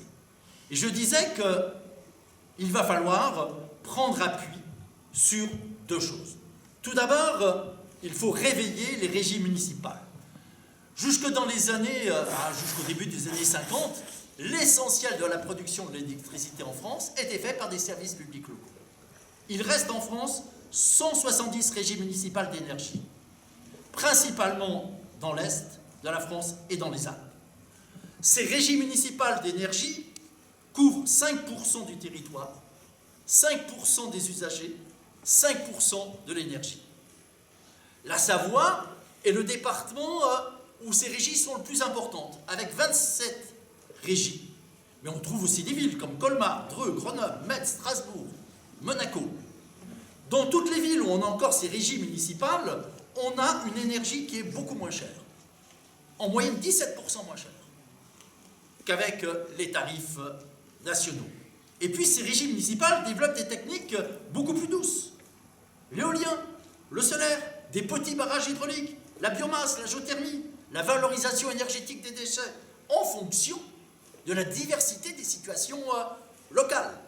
Et je dirais que nous pouvons, il faut repenser le territoire français. Il faut repenser le territoire français dans le sens où aujourd'hui, la bonne pensée, je dirais de droite, mais aussi parfois de gauche, tend à considérer que toute la richesse économique serait produite simplement par les 22 grandes métropoles. Et que le reste du territoire, eh bien finalement, serait presque un non-lieu. Je crois qu'au contraire, nous ne pourrons arriver à avancer vers une société plus juste socialement, mais également une société responsable écologiquement, que si nous misons sur ce que la DATAR, la délégation à l'aménagement du territoire, appelle les bassins de vie. Les bassins de vie, c'est tout simplement le plus petit territoire sur lequel les habitants ont accès aux équipements et aux services de base. Il existait en France, en 2007, d'après l'INSEE, 1916 bassins de vie. Il n'en reste plus aujourd'hui que 1666. Autrement dit, en 20 ans, on a perdu 250 bassins de vie en raison de la concentration économique, en raison de la métropolisation. Eh bien, la grande chance de la France et d'autres pays, c'est de miser sur ces bassins de vie pour pouvoir décentraliser la production de l'énergie et pour aller vers une énergie locale, utilisant des technologies plus douces. Parmi les nombreux exemples possibles, je prendrai celui de la régie municipale d'énergie électrique de Montdidier, c'est en Picardie, petite ville de 6500 habitants. La ville s'est dotée de 4 éoliennes qui appartiennent à la commune. Ils utilisent également le bois pour la biomasse, le bois locaux. Ils ont installé des équipements solaires et tout ça permet aujourd'hui de fournir l'énergie nécessaire non seulement au centre hospitalier, au collège, au lycée, au gymnase, à l'école maternelle, en réalisant 18% d'économie sur la facture de chauffage. Et l'idée, c'est d'étendre ce réseau à l'ensemble des bâtiments publics et à terme au logement social. Alors c'est un exemple parmi d'autres, mais qui montre que c'est tout à fait possible. Et ce choix de la production d'une énergie locale doit aller de pair avec l'adoption de la gratuité de l'énergie alimentaire et le renchérissement des tranches supérieures. Mais là encore, on peut s'inspirer de ce qui existe dans d'autres pays, qui ne sont pas forcément sympathiques par ailleurs. Là encore, la Californie. En Californie, le prix du kilowatt d'énergie varie de 1 à 4, selon la saison, la source d'énergie utilisée et selon la zone climatique. Si vous habitez dans une région montagneuse ou pas. En Corée du Sud, les tarifs sont progressifs de 1 à 11 selon le volume de consommation. Plus vous consommez, plus vous payez. D'autres solutions pourraient exister en France. On pourrait par exemple dissocier la consommation d'énergie selon la nature de la résidence, principale ou secondaire. On pourrait également, sur le modèle de ce qu'ont adopté plusieurs pays, dont l'Italie, réduire la puissance des compteurs. En Italie, on est passé de 6 kWh à 3 kWh, avec une baisse de la consommation de 6%. Immédiatement, et on espère une baisse de 20% à moyen terme en raison de l'isolation des bâtiments et de la performance des appareils. L'isolation thermique, je suis bien sûr pour, mais attention là encore aux fausses bonnes solutions. Le pays qui a le plus agi en matière d'isolation thermique des bâtiments, c'est l'Allemagne. On a investi des milliards pour l'isolation thermique. Quel résultat? Augmentation de la consommation. Pourquoi? Ben parce que les gens se sont dit c'est plus efficace, donc pourquoi se priver? C'est là où on voit que la technique doit être utilisée, mais dans le cadre d'une réflexion et d'une politique globale. Il ne suffira pas d'isoler les bâtiments, il faut le faire. Il ne suffira pas d'isoler les bâtiments pour devenir vertueux. Le changement qu'il faut faire est beaucoup plus large. C'est un changement anthropologique. C'est changer notre rapport à l'énergie, changer nos modes de vie. Je voudrais, pour conclure, insister sur deux enjeux, sur deux questions.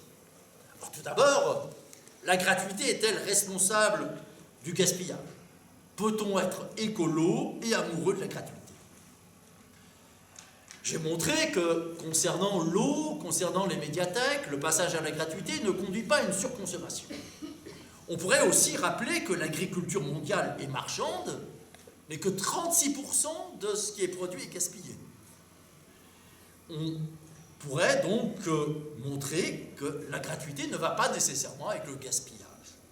Deuxième chose, on nous dit que très souvent, ce qui est gratuit n'aurait pas de valeur. Alors déjà, c'est faux sur le plan individuel. Ce qui nous est le plus cher, l'amour, l'amitié, l'engagement, c'est précisément ce qui est gratuit. Et je mets au défi les adversaires de la gratuité de dire qu'ils préfèrent des amours tarifés au fait de passer leur soirée avec quelqu'un qu'ils ont choisi, qu'il les a choisis. Donc la gratuité, c'est ce qui nous est le plus cher sur le plan individuel, et ça peut être aussi ce qui nous est le plus cher sur le plan collectif. En réalité, il y a deux conceptions de la gratuité. Très souvent, y compris à gauche, on a tendance à dire gratuité pour les plus pauvres, d'accord? Mais ceux qui peuvent payer doivent payer. Par exemple, si vous posez la question de la gratuité des transports en commun, on dit ceux qui doivent payer, peuvent payer, doivent payer. Oui, sauf que si vous acceptez ce discours pour les transports en commun, pourquoi ne pas l'accepter pour la santé? Pourquoi ne pas l'accepter pour l'école? Il y a donc deux conceptions de la gratuité. Il y a une gratuité d'accompagnement du système. L'accompagnement pour les naufragés du système, pour les pauvres. Mais cette gratuité-là, déjà, ne va jamais sans condescendance et sans flicage. Est-ce que vous êtes un pauvre méritant ou un salaud de feignant? Et cette gratuité-là, cette gratuité d'accompagnement, elle n'a jamais permis de changer le système. Il s'agit au mieux d'essayer d'intégrer dans ce système dévastateur le maximum de gens. Et puis il y a une deuxième gratuité d'émancipation. Ce qui est beau avec l'école publique, c'est qu'on ne demande pas aux gamins s'il y a des gosses de riches ou gosses de pauvres. C'est en tant qu'enfant qu'il est accepté. Et ce qui est vrai pour l'éducation devrait l'être également pour l'ensemble des autres piliers de l'existence. Ce combat pour défendre et étendre la sphère de la gratuité, c'est bien une façon de commencer à sortir du capitalisme et du productivisme. C'est de commencer à démarchandiser la société, ce que les services publics font, mais c'est également commencer à démonétariser la société. C'est même commencer également à sortir d'une conception qui est celle de l'économisme. Cette idée que plus serait forcément égal à mieux. Et puis j'ai envie de terminer en disant que le passage, non pas à des petits bouts de gratuité, mais à une véritable civilisation de gratuité, c'est la condition du passage d'une conception de la vie à une autre conception de l'existence. Parce qu'entre nous, on peut reprocher tout ce que l'on veut au productivisme et au capitalisme, il faut le faire, mais il faut reconnaître que cette société d'hyperconsommation nous fait jouir. Il y a de la jouissance à consommer toujours plus. Il y a de la jouissance, elle est toujours plus vite ou toujours plus loin. Alors vous allez me dire, c'est une mauvaise jouissance. C'est une jouissance d'emprise, une jouissance d'avoir. C'est le toujours plus de puissance sur les autres, sur la nature, sur les animaux. Mais on ne pourra pas en finir avec cette jouissance d'avoir tant qu'on n'aura pas la possibilité de lui opposer une autre jouissance, encore plus jouissive, qui est la jouissance d'être. C'est-à-dire se souvenir que l'être humain est d'abord un être social. Autrement dit, cette question de la gratuité pose bien la question essentielle qui est celle du lien social, de la qualité du lien social. Et j'aimerais terminer en citant l'un des grands slogans des milieux de la décroissance, moins de biens, mais plus de liens. C'est-à-dire cette volonté de mettre la fabrique de l'humain au cœur de nos rêves, au cœur de nos pensées et au cœur de nos actions. Voilà, je vous remercie pour votre attention.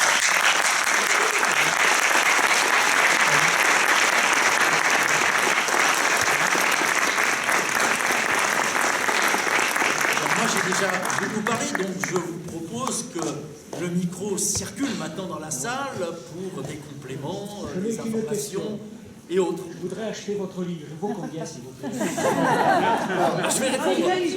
Je vais répondre en 2 temps. Il coûte 20 €, mais je pense qu'il y a plus urgent. C'est bien pour les autres. Non, c'est pas ça. Je pense qu'il y a plus urgent que la gratuité de mon livre, c'est effectivement la gratuité de l'eau élémentaire, la gratuité des transports en commun, etc. C'est à la société de choisir ce qui doit être gratuit et ce qui ne l'est pas. Bon, je vais faire circuler le micro. Donc, les interventions courtes, parce que sinon il reste une petite demi-heure d'échange. Je vais faire circuler le micro. J'ai du mal à vous voir avec le... Alors, levez la main bien haut, si vous voulez. Voilà. Bonjour, merci pour la conférence. J'aurais une question, savoir si le mouvement de la décroissance, dans quelle mesure, est-ce qu'il n'y a pas un piège à ce que ce ne soit qu'une forme de pratique distinctive, en quelque sorte, une forme de consommation ostentatoire par rapport à une manière de se distinguer par rapport à d'autres pratiques. Voilà. Dans l'optique de faire accepter politiquement cette pensée. Je peux parler sans micro, c'est pas un problème. Marc Péchanski, je suis militant de lutte ouvrière. Je voudrais dire que pour beaucoup de choses, ce que vous avez dit, c'est un petit peu une lettre au Père Noël. C'est un catalogue avec des choses qui seraient tellement agréables d'avoir dans un monde avec 8 milliards de personnes.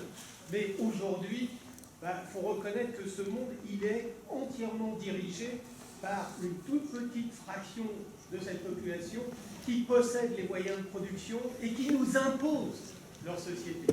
Que nous essayons de contourner avec un petit peu de gratuité. La gratuité, vous savez, c'est comme sur Internet. Quand c'est gratuit, c'est vous le produit.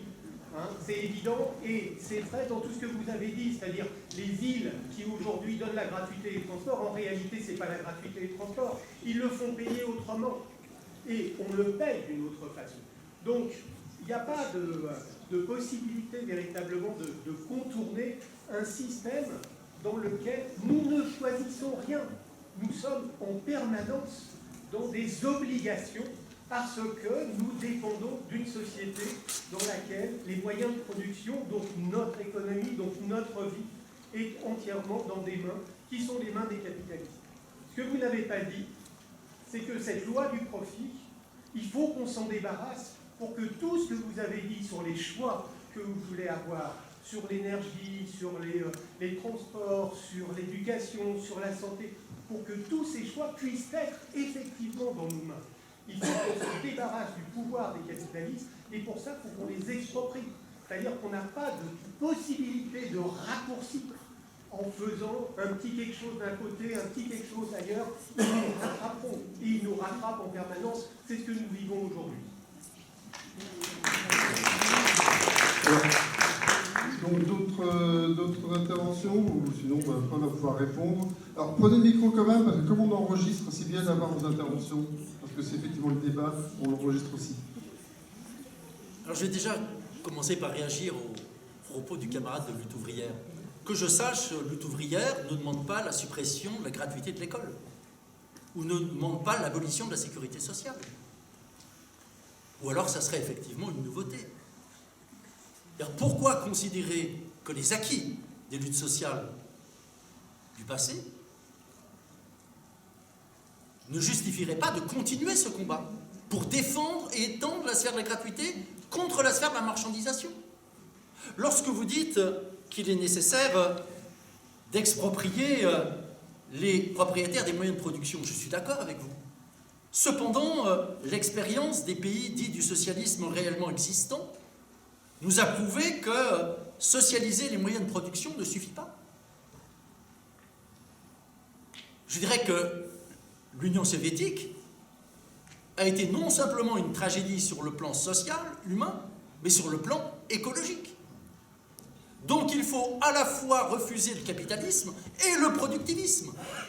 Le productivisme s'est porté tout aussi bien à gauche qu'à droite. Et j'aurais même tendance à dire, historiquement, que les premiers à avoir remis en cause le productivisme, ça n'a pas été la gauche. C'était certains courants qui ne sont pas du tout sympathiques, de ce qu'on pourrait appeler rapidement une certaine extrême droite.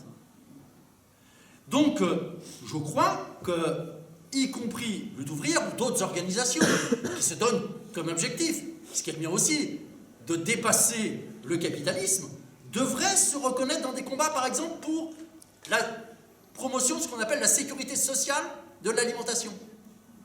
C'est-à-dire garantir à chacun l'accès à une alimentation bonne, saine et juste.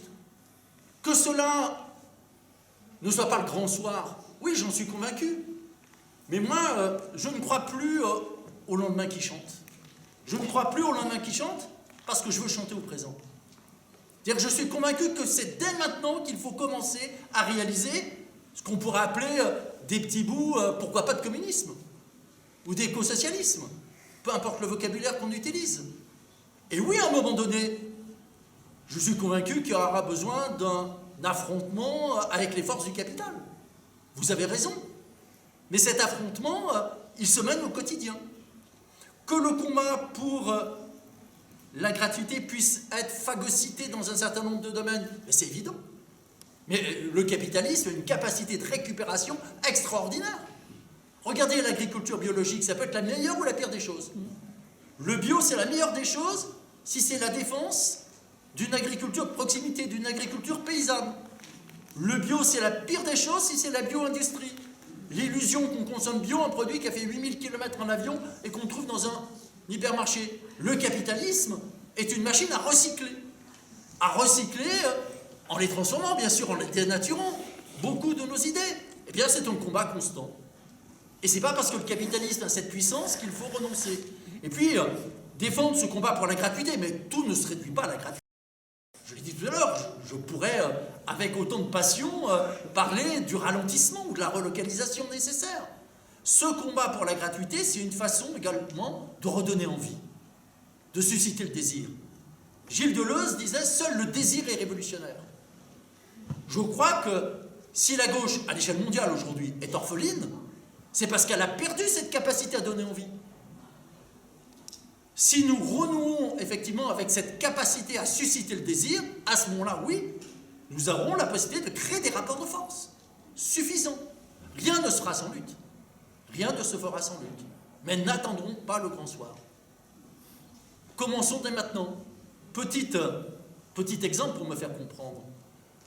Dans ma lointaine jeunesse, j'avais consacré mon doctorat à l'étude du syndicalisme. Et je me rappelle comment, à l'époque, j'avais pu montrer le choix qui avait été fait, majoritaire dans le syndicalisme français, de casser ce qu'on avait appelé le syndicalisme à base multiple.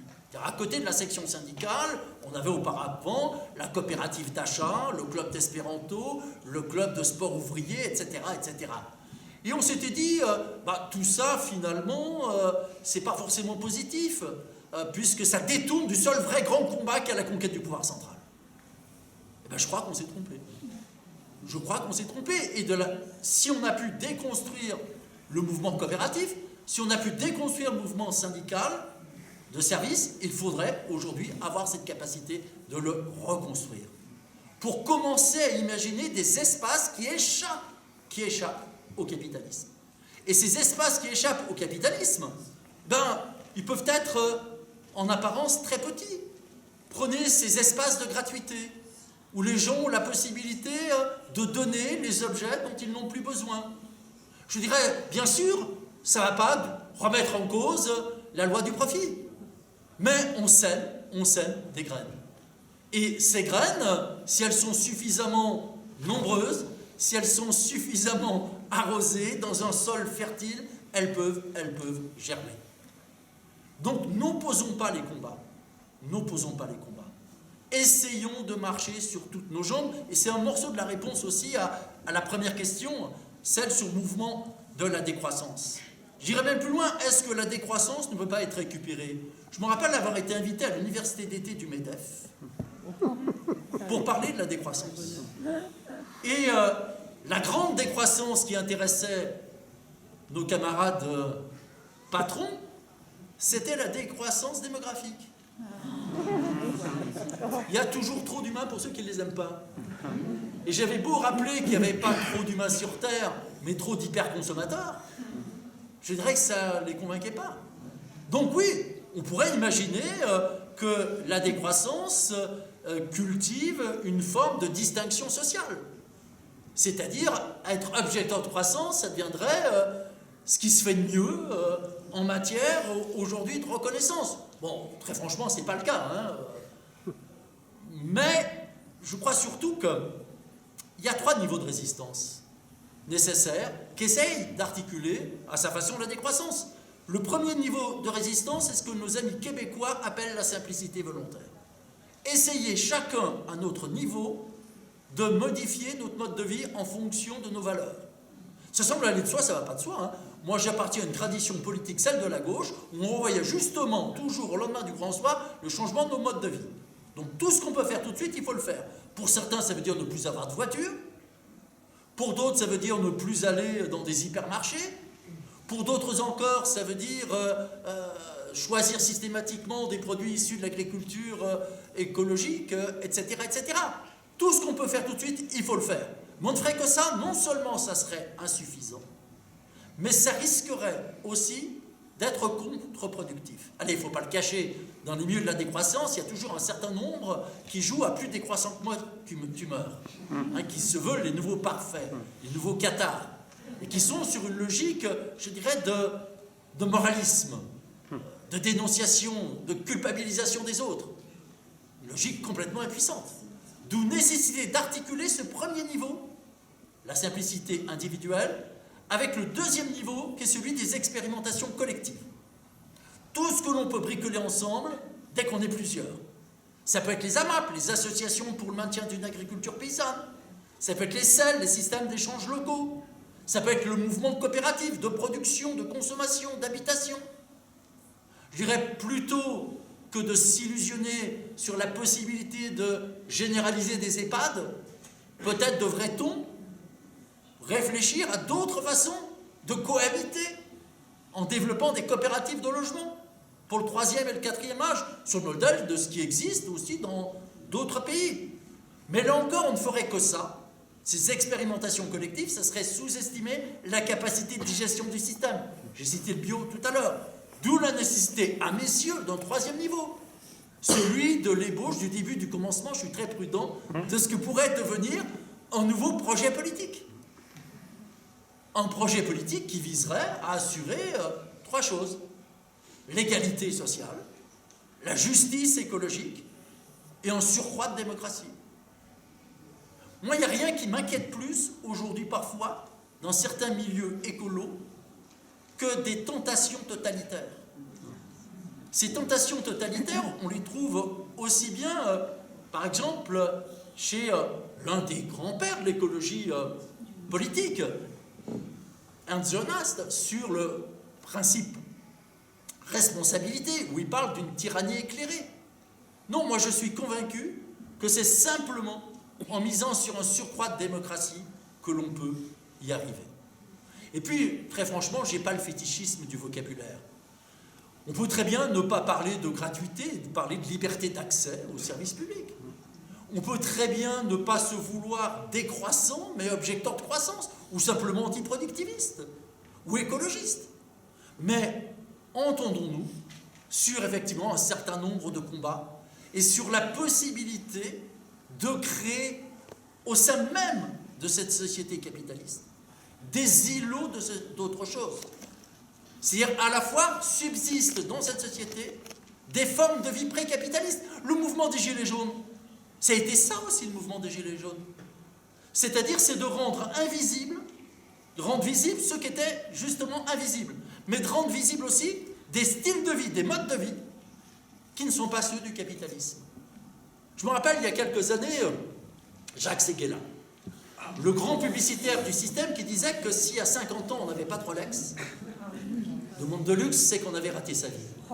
Et je lui avais répondu à l'époque que j'avais plus de 50 ans et que j'avais toujours pas de montre de luxe, mais c'était pas d'abord parce que j'en avais pas les moyens financiers, c'est que j'en avais pas le désir. Sauf que les puissants n'arrivent même plus à imaginer qu'on puisse avoir d'autres désirs qu'eux. Moi, je fais le pari que subsistent dans cette société des styles de vie, des formes de vie pré-capitalistes. Et qu'émergent aussi déjà des styles de vie, des formes de vie post-capitalistes. Et que l'objectif, c'est précisément de les vivifier, de mettre tout ça en tension pour créer un rapport de force. Mais le rapport de force, c'est pas simplement une manifestation violente dans la rue. Le rapport de force, c'est de gagner la bataille des imaginaires. Le rapport de force, c'est de montrer que oui, il y a des alternatives, contrairement à ce que pouvait penser Thatcher.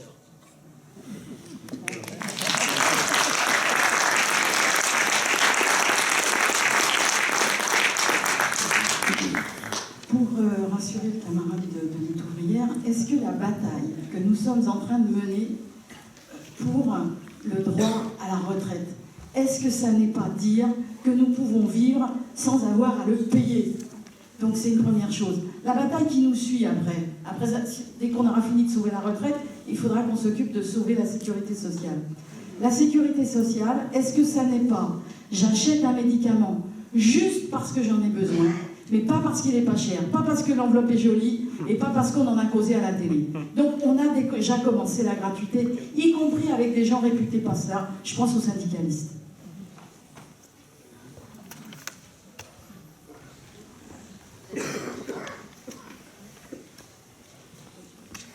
Oui, bonjour et merci pour votre exposé assez révolutionnaire.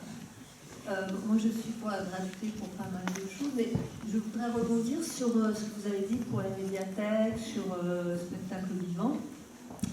Déjà, je trouve que l'accès aux médiathèques, franchement, ça coûte pas cher. C'est même gratuit dans beaucoup de villages, de villes de France. Je vis vraiment avec peu d'argent et ça ne me dérange pas de payer une cotise 20 € par an pour emprunter des livres, des DVD. Et au moins, ça permet aussi qu'il y ait un renouvellement, qu'on y trouve votre livre, qu'il y ait du choix. Et pareil pour le spectacle vivant. Je vois le théâtre de Vannes, quand on est demandeur d'emploi, c'est 5 € de spectacle. Franchement, c'est rien, parce que vous ne nous avez pas dit comment payer dans ce cas les comédiens, les techniciens. Et oui, qu'est-ce que je voulais rajouter Ah oui, voilà, par rapport, parce que ce qui se passe là, comme avec l'arrêt de la redevance audiovisuelle, par exemple, voilà, on ne paye plus, mais j'ai remarqué que maintenant une radio, par exemple comme France Inter, on devient de plus en plus envahi de pub. Voilà, l'argent, voilà, qui dans la pub au lieu de la redevance audiovisuelle.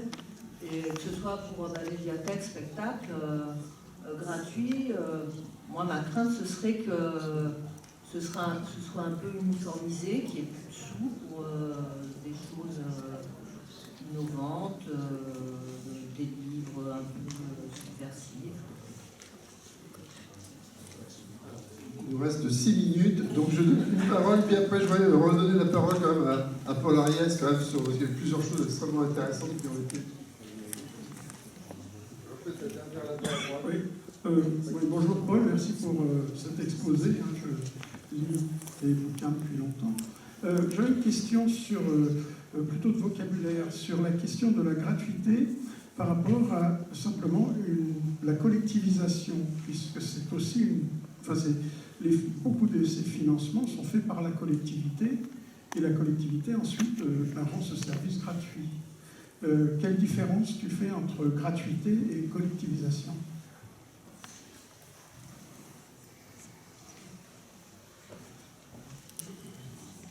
Une dernière intervention, je crois que c'est en bas à droite, et puis après, je pense qu'on pourra laisser conclure Paul Ariès.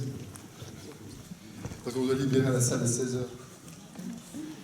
Je voulais juste dire que j'adhère totalement à ce que la dame, enfin, je ne sais pas, qui était là-bas a dit tout à l'heure, et que je pense que la totale gratuité, quelque part, ça enlève de la valeur aux choses.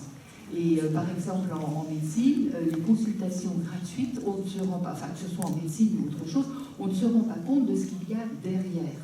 Donc je ne suis pas certaine que la totale, il faut adapter aux revenus de chacun. Et pour la redevance audiovisuelle, moi je regrette vivement de ne plus la payer, parce qu'effectivement, je crains...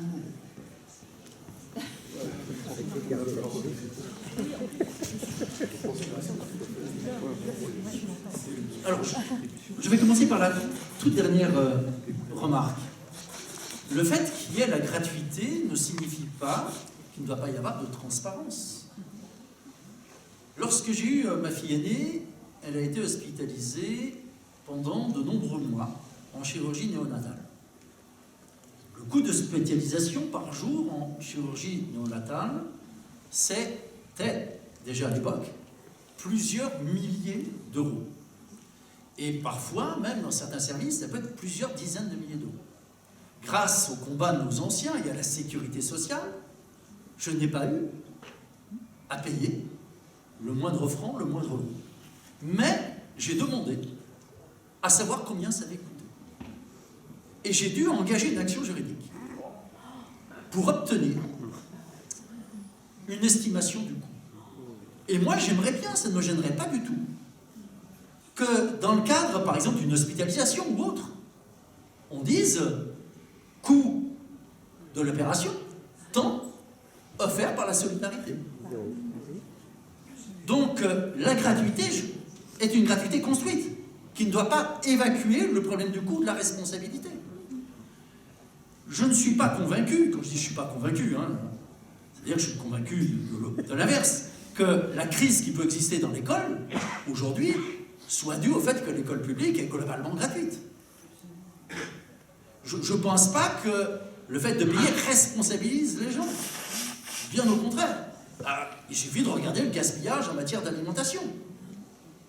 Mais la gratuité, ce n'est pas forcément la panacée. Je dirais que pour pouvoir faire un bon petit consommateur, il faut en moyenne 2 générations.